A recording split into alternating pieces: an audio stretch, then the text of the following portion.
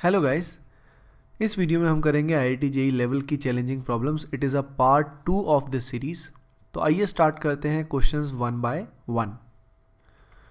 In the first question आपको दिया हुआ है मॉलिक्यूलर फार्मूला C4H6 और आपको ड्रॉ करने हैं इसके all the structural isomers. Draw all the structural isomers having molecular formula C4H6। तो वीडियो को पॉज कीजिए और इसको ट्राई कीजिए, फिर अपना आंसर चेक कीजिए। तो देखिए इसका जो आंसर आएगा that will come out to be 9। काफ़ी सारे इसमें बनते हैं। ऐसे क्वेश्चंस में स्ट्रेटजी कुछ ऐसी होती है कि सबसे पहले जो मॉलिक्यूलर फार्मूला हमें दिया हुआ है उसकी हेल्प से हम डबल बॉन्ड इक्विवेलेंट या इसी को डिग्री ऑफ अनसैचुरेशन भी बोला जाता है, ये हम निकालते हैं।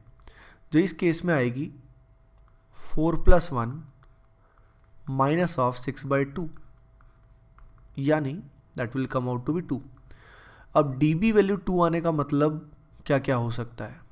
इसके अंदर दो एल्कीन यानी दो डबल बॉन्ड हो सकते हैं, या इसके अंदर एक एल्काइन हो सकता है, एक ट्रिपल बॉन्ड हो सकता है, या इसके अंदर एक रिंग हो सकती है और एक एल्कीन हो सकता है, या इसके अंदर दो रिंग्स भी हो सकती है। तो हम स्टेप बाय स्टेप सारी पॉसिबिलिटीज़ को एक्सप्लोर करेंगे ताकि कोई भी आइसोमर हमारा मिस ना हो। इसमें हम बॉन्ड लाइन फार्मूले का यूज़ करेंगे। सबसे पहले चेन को हम बनाएंगे, ये हमने चेन बनाई और इसमें हम दो पाई बॉन्ड लगाएंगे। दो पाई बॉन्ड को हम ऑल्टरनेट पोजीशन पे लगा सकते हैं या इनको एडजेसेंट पोजीशंस पे भी लगा सकते हैं। अब उसके बाद अगला केस जो है वो क्या है, वन ट्रिपल बॉन्ड का। तो इसमें हमने चेन बनाई और इस चेन के सेकेंड पोजीशन पे हम इसको लगा सकते हैं, यानी 2 ब्यूटाइन हम बना सकते हैं, या हम इस केस में इसको कॉर्नर पे भी प्लेस कर सकते हैं। तो 1 ब्यूटाइन या 2 ब्यूटाइन दोनों हो सकते हैं। उसके अलावा वन रिंग और वन पाई बॉन्ड की अगर बात करें तो रिंग का मैक्सिमम साइज़ जो पॉसिबल है वो है 4। Start with the maximum size, और इसमें पाई बॉन्ड मैं कहीं पे भी लगा दूँ एक ही बात है। फिर मैंने रिंग का साइज़ 4 से लिया 3 और यहाँ मिथाइल लगाया। अब पाई बॉन्ड को मैं लगा सकता हूँ इधर, या पाई बॉन्ड को मैं लगा सकता हूँ यहाँ पे, या पाई बॉन्ड को मैं लगा सकता हूँ इधर। तो इस तरीके से 4 पॉसिबिलिटी आ जाएंगी। अब दो रिंग्स की अगर बात करें तो ये रिंग है और यहाँ पे अगर बाईसाइक्लो कंपाउंड हम बनाए तो ये पॉसिबिलिटी है। इसमें अगर हर रिंग के dB की बात करें तो हर रिंग का dB एक एक होता है, तो नेट dB इसका 2 आएगा और फॉर्मूला इसका भी आएगा C4H6। तो इसमें टोटल जो आंसर आया दैट इज 9। इस क्वेश्चन में आपको एक कंपाउंड दिया हुआ है जिसमें कई सारे फंक्शनल ग्रुप है। इसके अंदर एल्कीन भी है, इसके अंदर कीटोन्स भी है, इसके अंदर एनहाइड्राइड भी है। तो सबसे पहले हमने इसके अंदर क्या किया, इसका हाइड्रोलिसिस किया, फिर हमने हाई टेम्परेचर इसमें प्रोवाइड किया और फिर इसका ऑक्सीडेटिव ओजोनोलाइसिस कराया। क्वेश्चन जो IIT जेईई में आया था वो ये आया था कि कितने number of COH groups finally present इसमें होंगे। तो आप इसको पॉज कीजिए और इसको ट्राई कीजिए, फिर मैं अब इसका आंसर बताने वाला हूँ। तो इसमें टोटल नंबर ऑफ COH जो आएंगे that will come out to be 2। अब आइए देखते हैं ऐसा कैसे होता है। तो सबसे पहले हम इसका हाइड्रोलिसिस करेंगे। हाइड्रोलिसिस यहाँ पे एनहाइड्राइड का होगा, क्योंकि एनहाइड्राइड में वाटर रिमूव होता है। तो अब इसमें वाटर आप ऐड करेंगे। वाटर जब ऐड करेंगे तो आपको ऑलरेडी पता है कि एनहाइड्राइड किससे बनता है, एसिड से बनता है। तो आप इसको एसिड बनाएंगे। एसिड बनाने के लिए आपको यहाँ OH देना पड़ेगा और यहाँ पे H देना पड़ेगा और इसको ब्रेक डाउन करोगे। जैसे ही इसको आप ब्रेक डाउन करते हैं तो what you get is something like this. यहाँ पे आएगा COH, यहाँ आएगा COH, यहाँ पे C डबल बॉन्ड वैसे कि वैसे रहेगा। अब क्या होगा, अब इसमें हाई टेम्परेचर दिया है। तो अगर आप नोटिस करें तो ये अल्फ़ा पोजीशन है COH के रिस्पेक्ट में, ये बीटा पोजीशन है और बीटा पे कीटोन है। तो इस पर्टिकुलर अरेंजमेंट को हम बोलते हैं बीटा कीटो एसिड। सिमिलरली नीचे भी जो अरेंजमेंट है वो भी बीटा कीटो एसिड है। और बीटा कीटो एसिड को सिंपली अगर हम हीट करें तो ऐसे केस में CO2 गैस इज रिमूव्ड। तो यहाँ से CO2 गैस इवॉल्व होगी, यहाँ से CO2 गैस इवॉल्व होगी और ये जो कार्बन है इसका हाइड्रोजन से बॉन्ड बन जाएगा। यानी अब क्या हो जाएगा, अब यहाँ आ जाएगा पाई बॉन्ड, ये CO2 यहाँ से गायब हो जाएगा और ये कुछ ऐसा रह जाएगा। अब इसका हम ऑक्सीडेटिव ओजोनोलाइसिस करेंगे।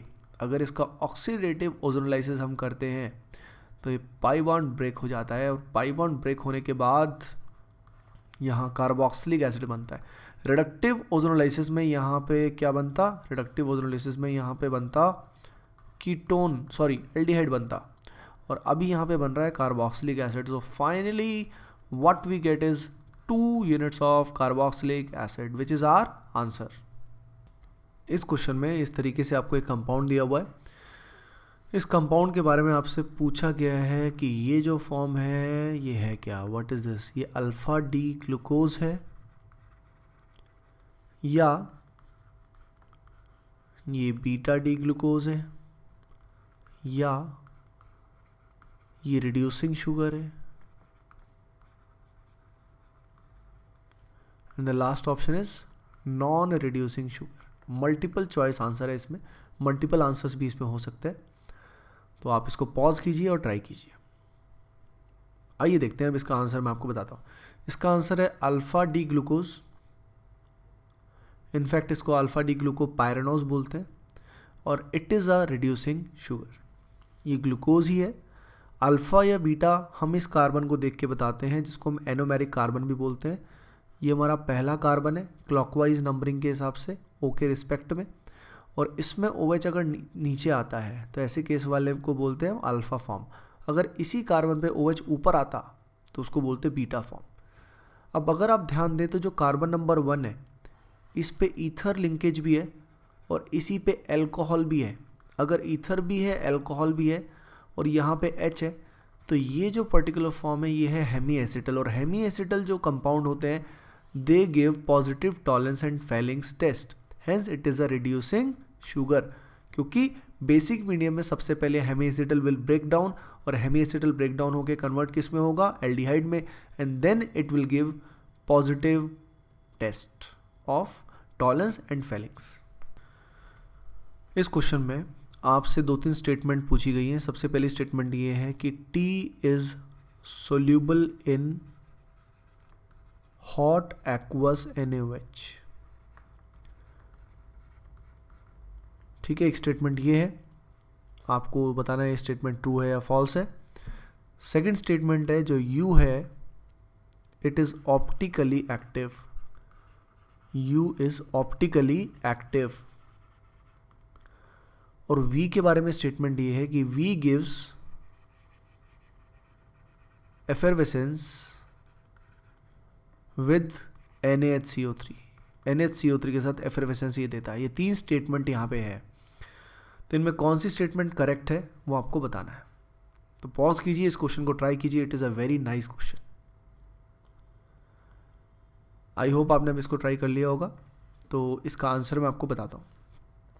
इसका जो आंसर है वो आएगा, पहला स्टेटमेंट करेक्ट है, बिकॉज इट इज़ एस्टर, और एस्टर को जब बेस में हम डिज़ोल्व करते हैं तो उस प्रोसेस को सेपोनिफिकेशन बोला जाता है, and it is a irreversible process.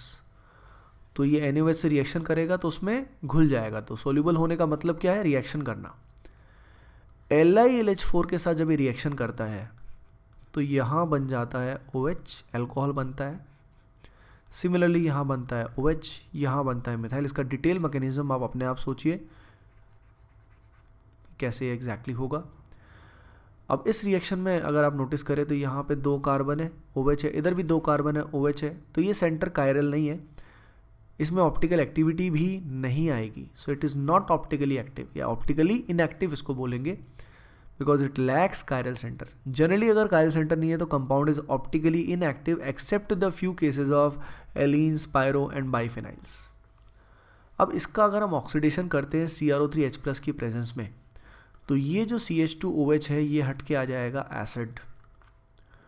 और अगर एसिड यहाँ पे आ जाएगा तो ऐसे केस में सोडियम बाइकार्बोनेट के साथ ये एफरवेसेंस देगा। मतलब sodium bicarbonate is a weak base, तो इसके सामने अगर स्ट्रॉन्ग एसिड आएगा रिलेटिवली, तो जो NaHCO3 है it will accept H+ and CO2 is released. उस CO2 की जो बबलिंग होती है उसी को हम एफरवेसेंस बोलते हैं। So guys, in this video you have seen structural isomer कैसे कैलकुलेट करें, हाइड्रोलिसिस कैसे करें, हीटिंग इफेक्ट क्या होता है, फिर ऑक्सीडेटिव ओजोनोलाइसिस में क्या करते हैं, फिर हमने reducing, non reducing, alpha linkage, beta linkage देखा, फिर हमने LAH, effervescence, oxidation and saponification के बारे में बात की. I will continue this series because of your very good feedback, guys. Okay, guys, thank you.